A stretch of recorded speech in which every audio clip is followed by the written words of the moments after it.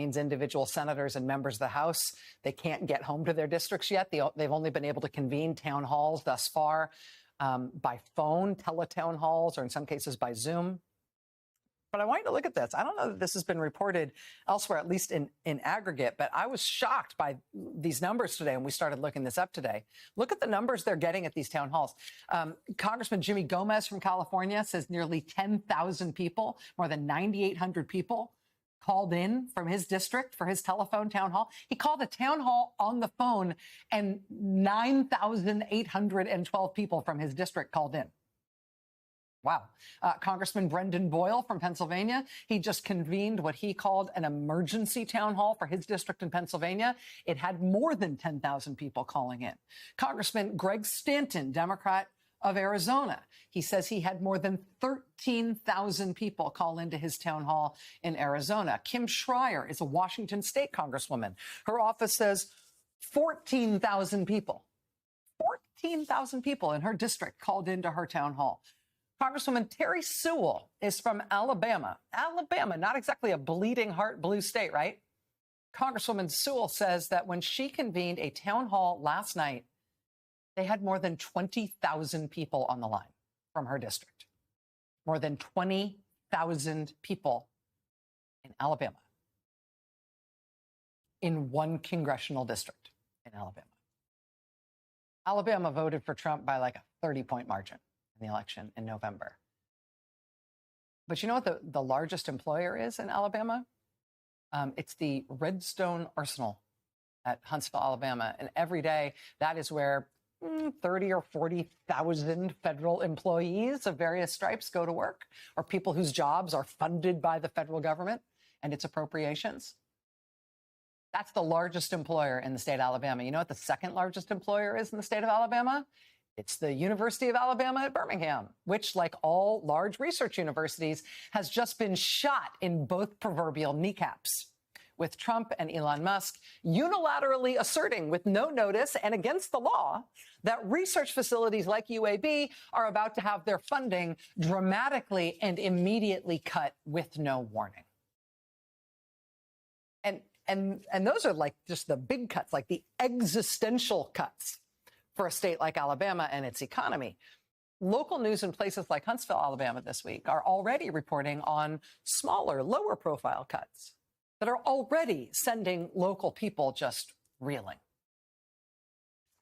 Some Huntsville Utilities customers have been notified that their accounts have been debited, all due to one of President Trump's executive orders. Huntsville Utilities tells Fox 54 that some customers who receive grant money from the federal government through local community action agencies now need to pay that money back. This is a direct result of President Trump's executive order to rescind federal funding. And although a federal judge did block this order last month, today that judge found the Trump administration did not fully follow his order. Accounts have been debited. They're just taking money out of people's accounts as part of their utility bill. Oh, Trump cut off all that money. That's been helping pay your utility bill, Alabama. And so now we're going to start taking all that money back. And by the way, you owe. You owe. You have to pay money more than you have been, not only for your additional bills. You have to pay back what Trump is no longer allowing to be spent. And that, Alabama utility customers finding, hundreds of dollars taken out of their account in the middle of winter, right? I mean, I guess it's a small story in the grand scheme of things, given what's going on in our whole country. But for people in Alabama, that's a real and immediate and hugely expensive thing that is very obviously Donald Trump's fault in a state that really supported him. So what's the impact of that, right? I mean, Republicans from Alabama, like Alabama Senator Katie Britt, have started to freak out publicly about what Trump and Musk dismantling the government is doing to her state specifically. Quote, Senator Britt was one of the first Republicans to raise concerns at home soon after the Trump administration directed the NIH to slash $4 billion in costs for medical research grantees. Senator Britt, whose state has received more than $518 million in NIH grants just for projects that are currently active there, tells a local news outlet that she will press Trump officials to take a, quote, smart, targeted approach to cuts so as to, quote, not hinder life-saving, groundbreaking research at high-achieving institutions like the University of Alabama at Birmingham. What do you think the odds are that she's right? That they're, what did she call it? That they're going to take a smart, targeted approach because they're trying hard not to hinder life-saving work. What do you think the odds are that she's right about that? Did I mention that 20,000 people, 20,000 Alabama residents just phoned into a town hall last night for their Democratic Congresswoman, Terry Sewell? Who do you think's got a better grasp on the stakes here for Alabama? Congresswoman Sewell dealing with 20,000 of her panicked constituents last night, or Katie Britt, who says, I'm sure they don't want to actually hurt us? In Kansas, Republicans are now trying to salvage pieces of USAID, which was shut by Donald Trump and his top campaign donor, Elon Musk. They're trying to salvage pieces of USAID by moving those pieces into the agriculture department or someplace else that might survive, since Kansas farmers are taking the hit for millions and millions and millions of dollars worth of those USAID cuts already. In North Carolina, Republican Senator Ted Budd has decided to put his fingers in his ears and pretend it's not happening. Quote, Senator Ted Budd of North Carolina, whose state includes two of the largest recipients of NIH grants in Duke University and UNC Chapel Hill, said, quote, there's great research being done by all of our institutions. We need to protect that. Quote, I think the White House wants to protect that. Do they? Do you think they want that? You think that's why they just ordered devastating existential level cuts across the board immediately with no warning to all research institutions? It's because they want to protect that great research? Do you think that's why they did it? Senator Budd actually went so far as to say on the record that he, quote, agrees with Trump's cuts to universities and medical and scientific research. He agrees with it, and he is telling his constituents he agrees with these cuts. But, you know, he's also sure that the Trump White House really, in their heart of hearts, wants to protect the universities and research facilities. And like UNC and Duke are going to be fine, right?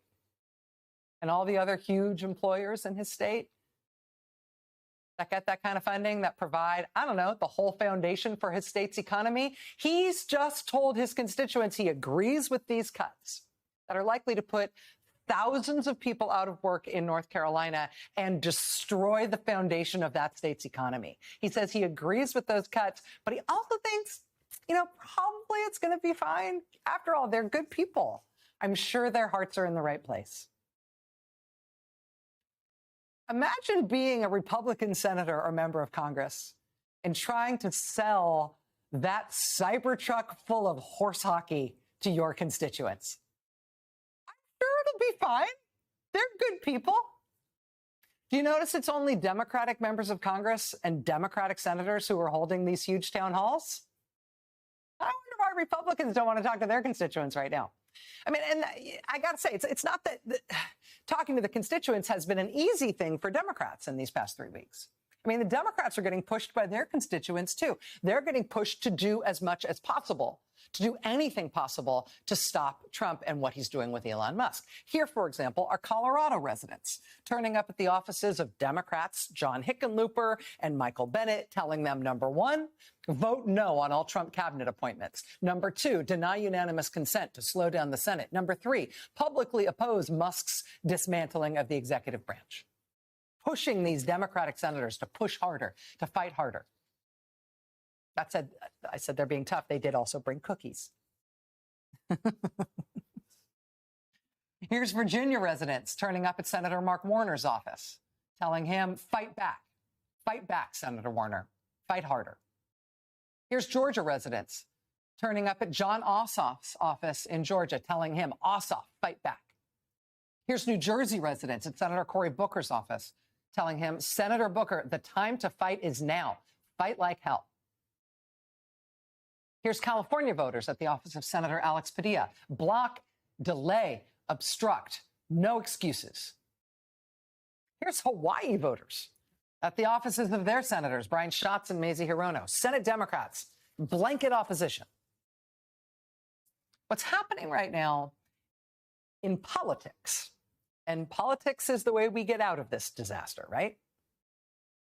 What's happening right now in American politics is that Republicans are hiding from their constituents. Republican elected officials are hiding from their constituents, and when they do have to address them, they are trying to tell them that they're sure everything is going to be fine. They have read-only access to the Treasury payment system, I was told. I'm sure they want to protect our universities and our life-saving work and research. I'm sure of it. Republicans are hiding from their constituents, and when they have to talk to them, they're telling them, la, la, la, la, la, I'm sure it's going to be fine, when clearly it is not going to be fine. Democrats are not hiding from their constituents.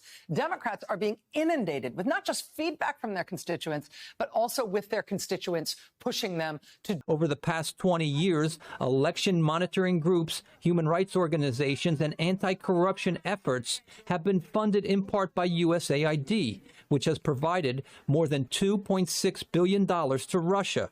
President Vladimir Putin has now ended USAID's programs, reportedly out of concern they interfere with elections by aiding opposition groups. That was 2012. In 2012, 13 years ago, the Vladimir Putin government, Kremlin, expelled USAID from Russia. Now here we are 13 years later, and Donald Trump and Elon Musk's shutdown of USAID, shutdown of that entire agency, that of being celebrated by authoritarians everywhere. Russia called it a, quote, smart move. Hungary's dictatorial leader, Viktor Orban, hailed the shutdown, his allies saying they, quote, couldn't be happier. Here's how The Guardian headlined it, quote, authoritarian regimes around the world cheer on dismantling of USAID. Nicaragua's state media, controlled by the family of the president, declared that Trump turned off the faucet for what they labeled terrorists. Venezuela's interior minister announced plans to investigate the agency, saying the government's opposition was paid by USAID. But it's not just that authoritarian leaders around the world and dictators around the world are celebrating this move by Donald Trump. The damage done by shutting this agency is turning out to be an ongoing and now newly serious disaster. When Elon Musk posted to his hundreds of millions of followers online, quote, USAID is a criminal organization, that turns out to have had consequences. You know who's been more than happy to pick that up and run with it? Check this out. This is from the Guardian newspaper's Andrew Roth today. Quote, right-wing and autocratic governments have their knives out for USAID, demanding data on grant recipients from Elon Musk and threatening employees and grant recipients with investigations and prison. USAID has long been a thorn in the side of governments in the region who have railed against U.S. support for pro-democracy and civil society movements. Well, now, local leaders, for the first time, see an ally in Washington that will back a crackdown on USAID and its beneficiaries as if they are criminals.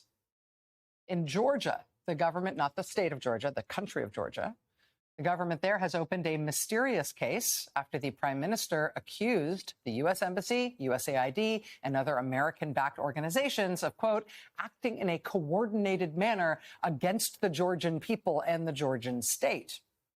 In Slovakia, the prime minister there published a letter to Elon Musk in which he asked Elon Musk to share information about NGOs and the media and individual journalists who have worked in his country. In Russia, the State Duma speaker said the government should request a list of people who received funding from USAID and that they should be made to, quote, publicly confess and repent on Red Square. Quote, if they've declared USAID an enemy organization, let them provide the names. Congress will send us the list and we'll hand it over to the FSB. One current USAID employee tells The Guardian, quote, this is Trump's Afghanistan withdrawal. cutting and running and leaving people who have faithfully and consistently worked for the USA and our interests being left behind to be jailed or worse. Joining us now is Congressman Jim Himes, Democrat of Connecticut. He's a ranking member on the House Intelligence Committee, the top Democrat on that committee. Congressman Himes, I really appreciate you making time tonight. Thanks for being here. Thanks for having me, Rachel. I confess that I worried a lot about the legality of what it meant to be shutting down USAID. I worried about the false information and lies and the impact of that in terms of the ways they were describing what USAID is. I worried about the material impact of shutting down USAID programs that do good work and keep people alive. I, before today, had not yet let my brain go there, that we are inviting dictators and tyrannical regimes around the world to arrest and imprison people who are associated with USAID for the crime of working with the United States of America. The Guardian reporting today on this scale has put a real chill through me, and I wanted to get your reaction to it. Yeah. You know, I mean, inside D.C. circles, there's hard power. That's the military, the battleships, the F-35s, the weapons, and there's soft power. Now, soft power is a little harder to understand. Soft power is persuasion. It's winning hearts and minds. But let me tell you a story to best illustrate how important soft power is. And the USAID is all about soft power. When I was a freshman, I think it was 2009, 2010, four-star Marine Corps General James Jones walks into my office in a cloud of lethality and testosterone because he is a United States Marine to his core. And he says to me, I need you to support the foreign aid budget and USAID. And let me tell you why.